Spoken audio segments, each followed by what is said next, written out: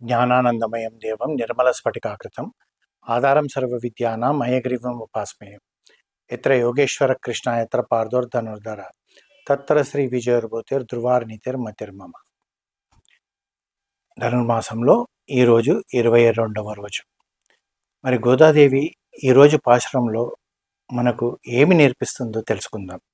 ఈరోజు పాశురం ఎలా మొదలవుతుందంటే అంగల్ మల ఇలత్త ஷர் அனே முதலவுతుంది. அங்கண் மாஞாலத்தரசர் அபிமான பங்கமாய் வந்து நின் பள்ளிக்கட்டில் கீழே செங்கமிருப்பார் போல் வந்து தலை பெய்தோம் கிங்கிணிவாய் செய்த தாமரை பூ போலே செங்கண் சிரிச்சிறிதே எம்மேல் விழியாவோ திங்களும் ஆதித்யனும் எழுந்தாற்போல் அங்கனிரண்டும் கொண்டு எங்கள் மேல் நோக்குதியேல் எங்கள் மேல் శాపమిజిందేలోరెంబావాయ్.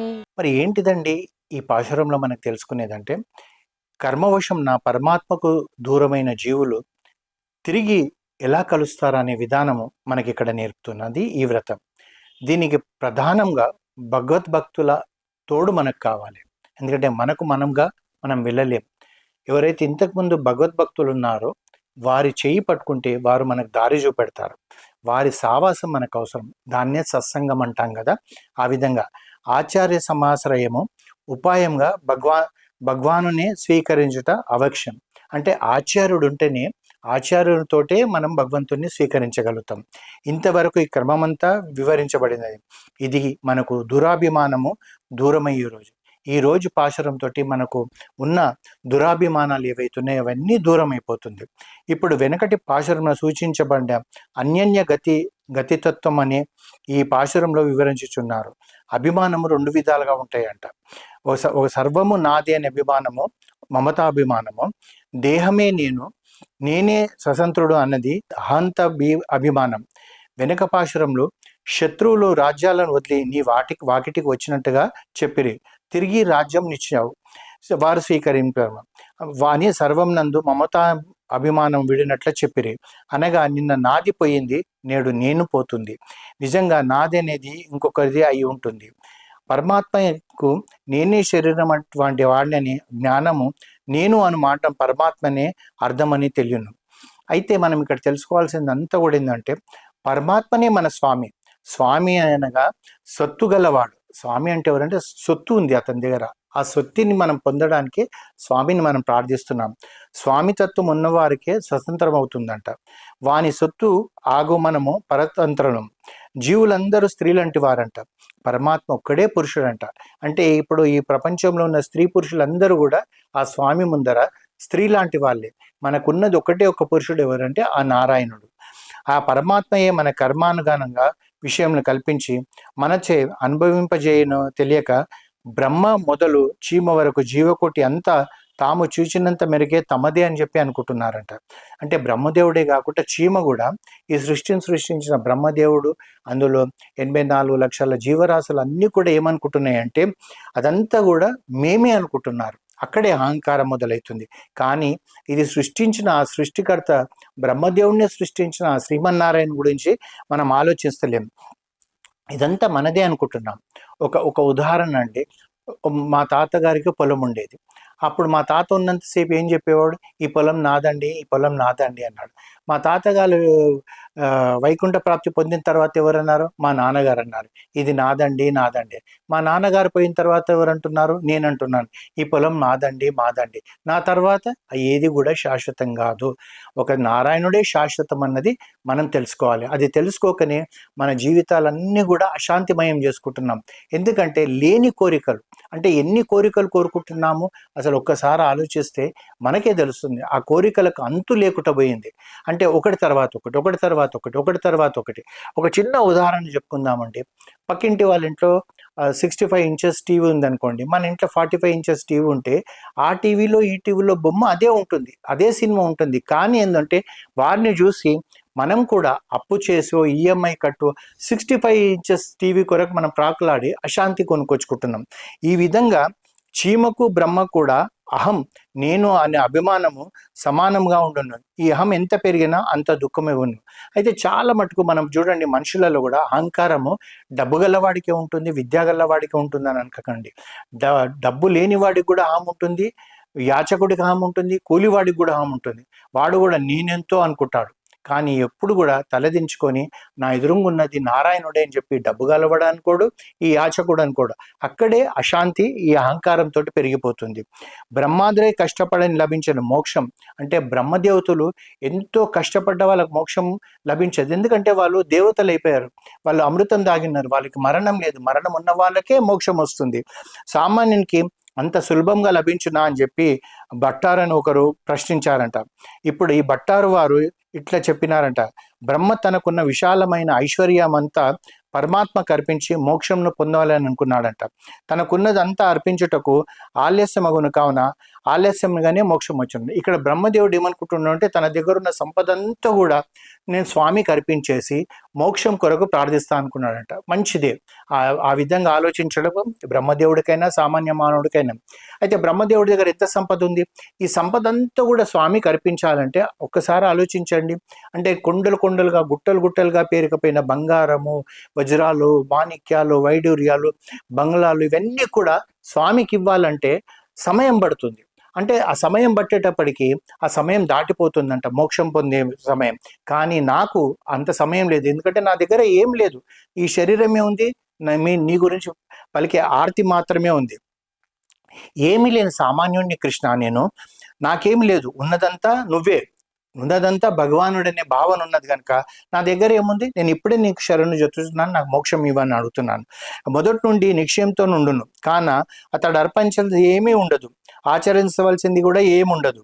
అంతయ్య భగవానుడనే భావన ఒకటే. ఆయన పాదములందే సర్వభారము వదిలినవాడు కనుక అతనికి త్వరగా మోక్షం తగులుతుంది. అందు గురించి ఏమంటారంటే, పాపపుణ్యాలు సమానమైనప్పుడు మానవుడిగా పుడతాడు. ఈ మానవుడిగా పుట్టినప్పుడు క్రితం జన్మలో పాపాలు చేయడం వల్ల కొన్ని కష్టాలు ఉంటాయి. ఆ కష్టాలన్నీ తట్టుకొని ఆ నారాయణ స్మరణని చేస్తూ ఒక మంచి కార్యక్రమాలు చేస్తూ ధర్మంతో కూడుకొని ఉంటే ఈ జన్మలో మనకు మోక్షం వస్తుందో రాదో తెలియదు, కానీ తిరిగి వచ్చే జన్మ కూడా మానవ జన్మ వస్తుంది.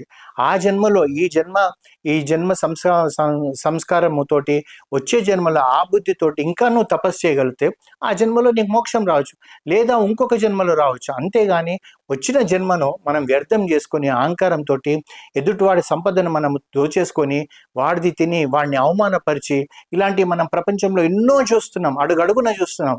వాళ్ళంతా మనశ్శాంతిగా ఉన్నారా?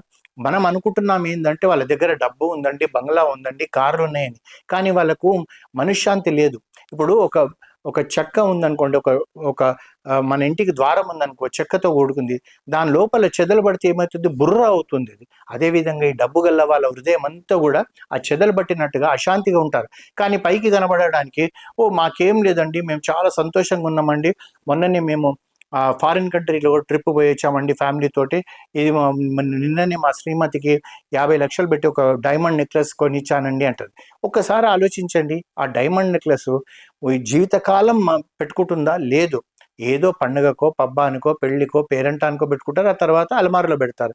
వెళ్ళేటప్పుడు అయితే తీసుకెళ్లారు కదా, వెళ్ళేటప్పుడు తీసుకెళ్లేది ఒకటే ఏంటంటే ధర్మం. ఆ ధర్మం ఎలా వస్తుందండి అంటే, ఆ స్వామికి అంకితం అయిపోవాలి. నా దగ్గర ఏం లేదు స్వామి, నువ్విచ్చిందే.